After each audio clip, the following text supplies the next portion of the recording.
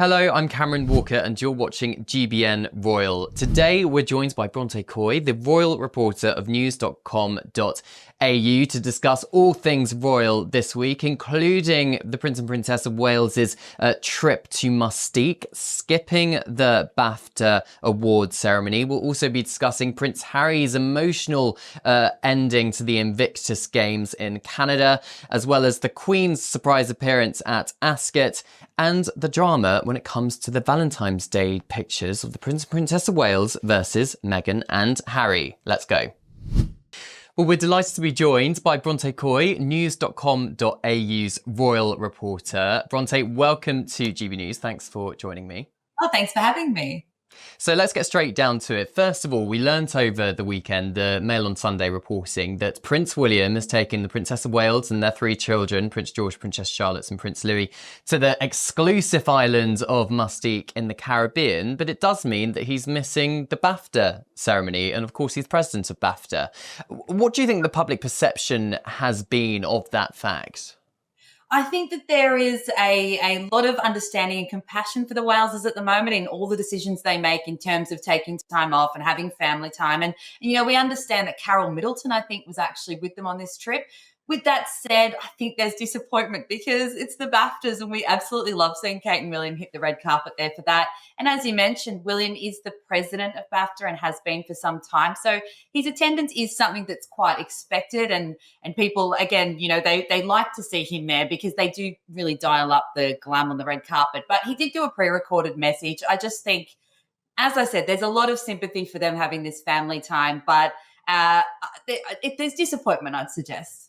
Yeah, sources close to William were suggesting that he doesn't attend every year, so it's not like a hard and fast rule that he would be there, but also he was focusing this year on promoting young people and up-and-coming British film stars. We saw him just a few days ago at the London Screen Academy, for example. So do you think that gets him out of attending the glitz and glamour ceremony, or do we think that there was an expectation that as president of BAFTA, he probably should have done both? I think it's fair that he's not attended if that's what they've decided to do this year for whatever reason. I think he does do a lot of work with BAFTA. He really shines a light on it, and it is something he clearly is passionate about, and he really does get involved. As you've said, he goes to those events. He really speaks to people that are involved. I do think look, I don't want to come down on them too hard about it. I get it. And I'd also say, did you see all the stars standing on the red carpet shaking last night? It was so cold. It's 2 degrees in London. It's currently 27 degrees in Mustique.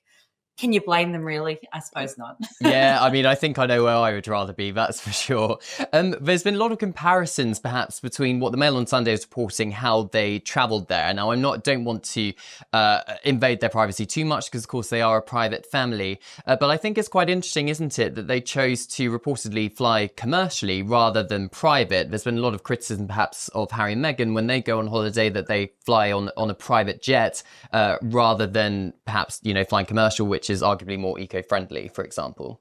Absolutely. And also, William and Harry have both made environmentalism a big part of what they shine a light on in their work. So, you know, the decision to not fly private, there's no accidents when it comes to what the royals do, and they know the optics. And I think it's good to, you know, talk the talk and walk the walk, because there has been so much criticism of Harry and other high-profile people that, you know, campaign about climate change, for like Leonardo DiCaprio and people like that, and then, you know, take private jets. So it is nice to see that they're leaning into this cause in a way that they should, when they are, you know, when he's there doing Earthshot Prize Awards and all the other things he talks about with environmentalism. But, you know, they're flying business class still, which, again, I don't blame them. I can't imagine them sitting at the back of the plane.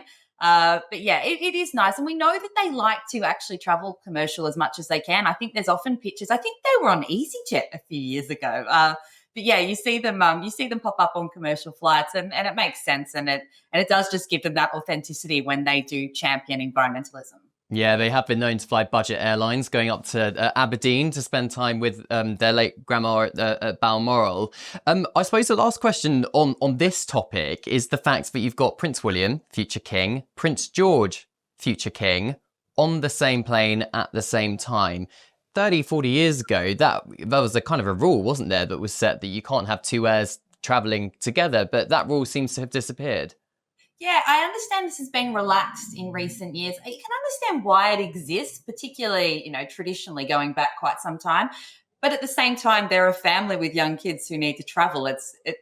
Extremely inconvenient to be doing that via two different planes. I assume that Kate would have had to go separately with George, and William would have taken the other kids. So it makes sense that in this modern era, there are certain royal rules that are being relaxed. They obviously canvass the risk and the danger, and they've made that call. So yeah, it is. I think there's a lot of things across the board that, as we move into William and Kate's era as the Prince and Princess of Wales, there has been a lot of modernising of these sort of more traditional royal protocols. Yeah, and I think airline safety, probably the track record of that has improved somewhat in the last decade or so, a couple of decades. Bronte, let's move on to Prince Harry and the final closing ceremony of the Invictus Games. He rarely gets emotional, but we saw him basically in tears when Justin Trudeau was praising him for the amount of veterans' lives he's changed since launching the Invictus in 2014. Do you think that gave us a sense of the genuine care he has for the Invictus? We know that the Invictus Games community is Harry's family. We know that this is where he feels the most comfortable. You can see it from the moment he gets there. Every single time that the Invictus Games is on, he is emotional throughout the whole thing. And you can tell he's also very happy because this is the work that he wants to dedicate his life to. I think that it's been a really nice display of that throughout this period, as it always is when he's at the Invictus Games, because there is so much controversy around he and Meghan in a lot of aspects of their life and work. So yeah, I do think that that's true emotion. I think that this is where he feels happiest and most comfortable. So it is good that he's able to kind of throw himself into that and take a break from all the rest of it, I suppose. Yeah, and he said bring on the Invictus Games in Birmingham in 2027, coming full circle back to the United Kingdom.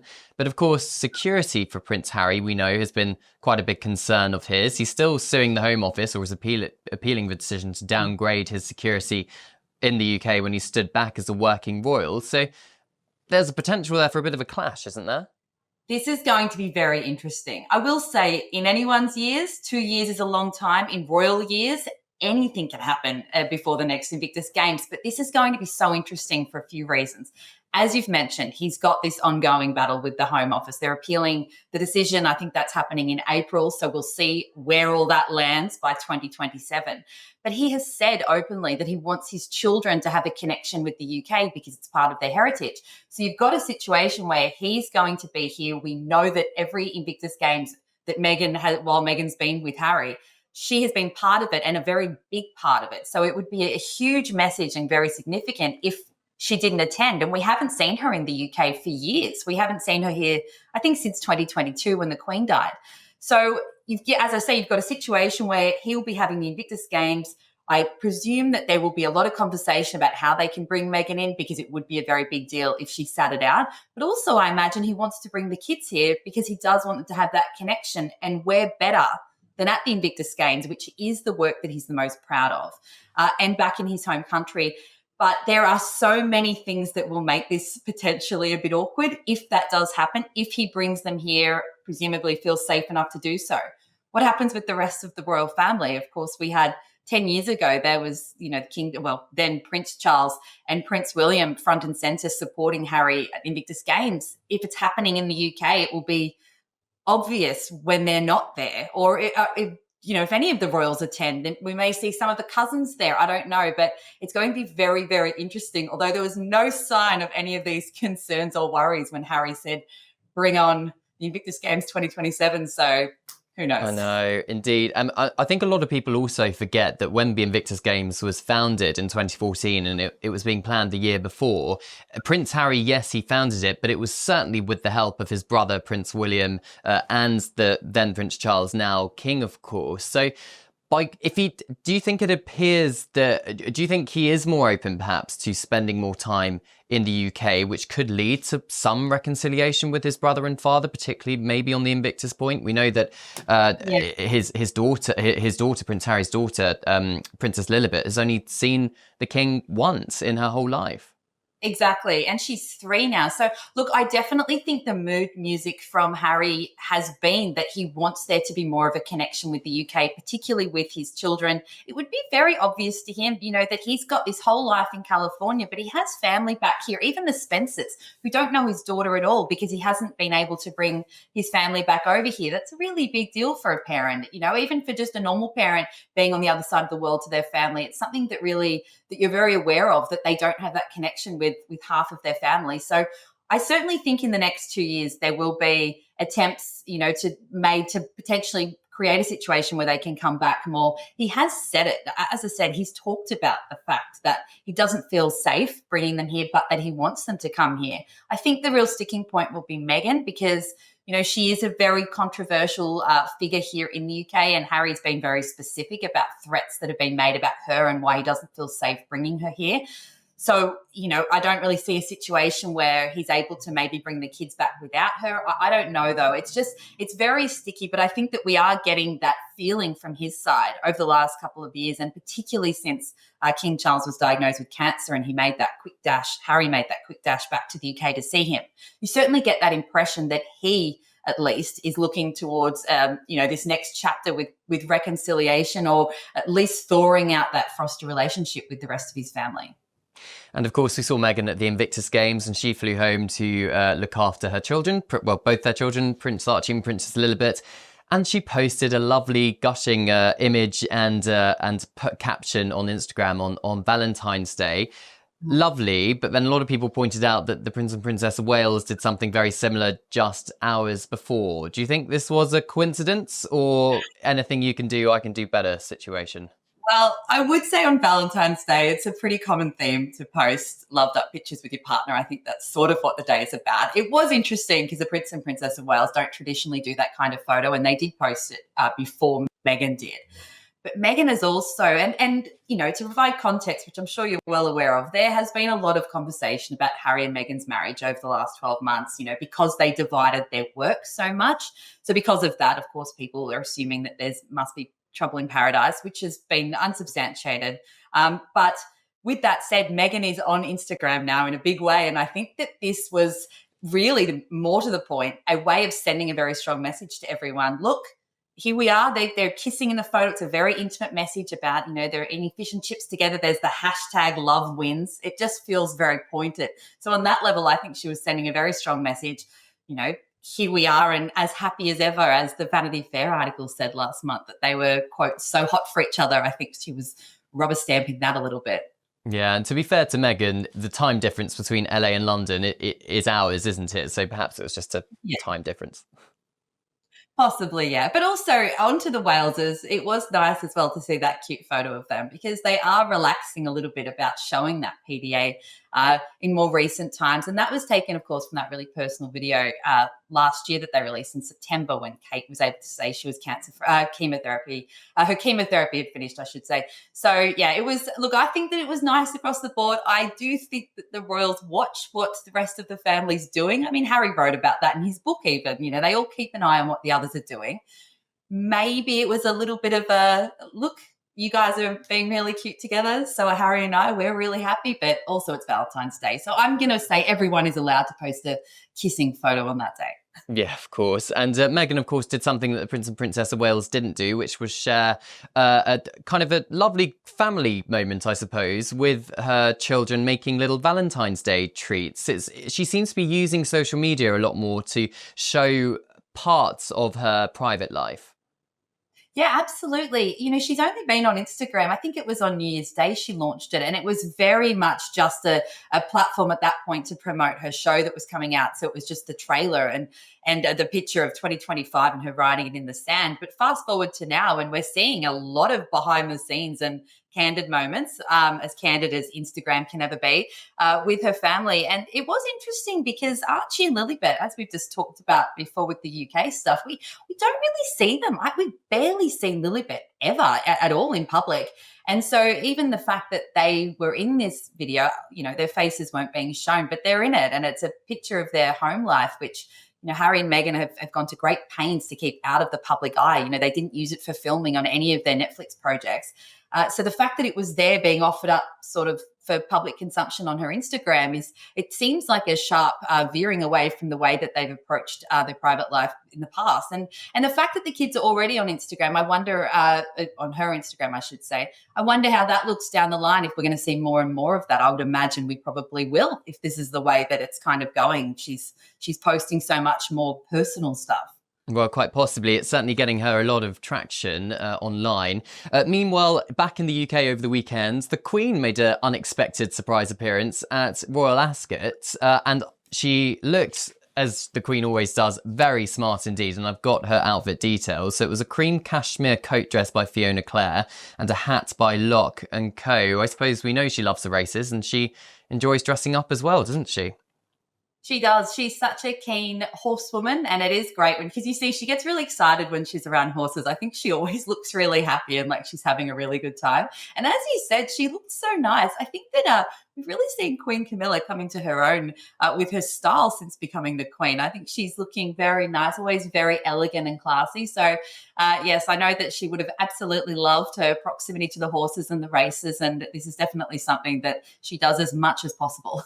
What do you think her royal style? What do you think her style does for kind of royal fashion and kind of where it sits in the 21st century? Well, it's funny, isn't it? Because we had this whole conversation recently globally about, royal fashion because of that whole situation with, reports that Kate didn't want her outfits to be scrutinized when she was out on these engagements. But the reality is, male or female, because we do talk about William and Charles's outfits occasionally, albeit less than the females. But it is part of the royal package because in a lot of ways it can be used as part of the messages they're trying to push. In this specific example of Ascot, she just looked nice. I don't think there was any hidden causes being championed, but it is something that we pay a lot of attention to because they are looked to as they can provide inspiration for outfits and sell out brands, immediately. But also we see it when they're on sort of royal tours, if they're wearing something that's made locally or by a local brand that might not have the platform that it will get once a royal wears one of their outfits, they can wield a lot of power in this area. And also when they look fantastic out and about, the reality is it gets more coverage. So whatever they're doing will then get the spotlight shone on it more anyway because it's getting more coverage because the pictures are so fantastic. So it's just kind of part of the package. But I do think that Camilla, whatever she's been doing in recent years, I do think she's gotten some good style advice because I think she's looking very chic. Yeah, I think she does. And we saw her in the parade ring. She was getting smiles and waves and cheers from the crowds. How do you think this reflects her kind of growing popularity, perhaps, as Queen as time goes on? It has been interesting, and particularly here at being in London, I've been here for about a year now, and it's incredible. There's a lot of respect for her across the board, and it really would have been, I would say, unthinkable decades ago with everything and how it was rolling out, and the very concept of there being a Queen Camilla in the future. Back in the early 2000s, and when she married then Prince Charles. And yet you look at it now and she's really stayed the course and sort of proven her value to the British public. I think there is so much affection for her and so much respect because she's a hard worker. She's someone who seems to go about her business with a lot of honesty, and she really throws herself into some really key causes. She's been wonderful on the platform for issues relating to women and domestic, with her domestic violence work and everything. And you just see that now when she's out and about. People are quite pleased to talk to her. And there's always those fun little reports afterwards about the conversations she's had because she does seem to be a bit of a laugh as well, which is always going to endear you with the public. Yeah, and you mentioned her work there. One of the other parts of her work is Ebony Horse Club, which she's been patron of since 2009, helping disadvantaged children get into horse riding. And there was a couple of representatives at Ascot, which the Queen met on Saturday. How do you think having the Queen as patron of a charity like that supports it, particularly when it comes to the public image of a charity? Well, it is just that spotlight that is so unique. You have those key senior royal members and the things that they really throw themselves behind. And I understand Camilla has actually been part of this organisation since 2009, I think. So this is obviously something she's well invested in. And because of that, it provides, as I said, it provides a huge spotlight they really can't get elsewhere. But when it's a cause that they clearly care about, this is about providing help for disadvantaged youths, but also using horse riding and horse lessons as part of that that support. And given her past and her love of horses and the way that she throws herself into horse riding events and clearly has a passion for the sport around it, it's something that when she's engaged with the club, it feels very authentic. We use that word a bit here, but that's because it's the crucial part, I think, of royal work is when they're seen to be championing things that they really care about, because that's when people pay more attention to it, I think. And it's, as I said, it then provides support they're not going to get really from any other high profile figure. A royal patron or a royal president is a whole other thing, and they're so rare. There's only 6 senior members of the family or 7 senior members. And so, yes, it's a very special thing when they're involved. Indeed. Bronte Coy, thank you very much for joining me, royal reporter at news.com.au. Thank you. Thanks so much for watching. This has been Cameron Walker for GBN Royal. Don't forget to subscribe.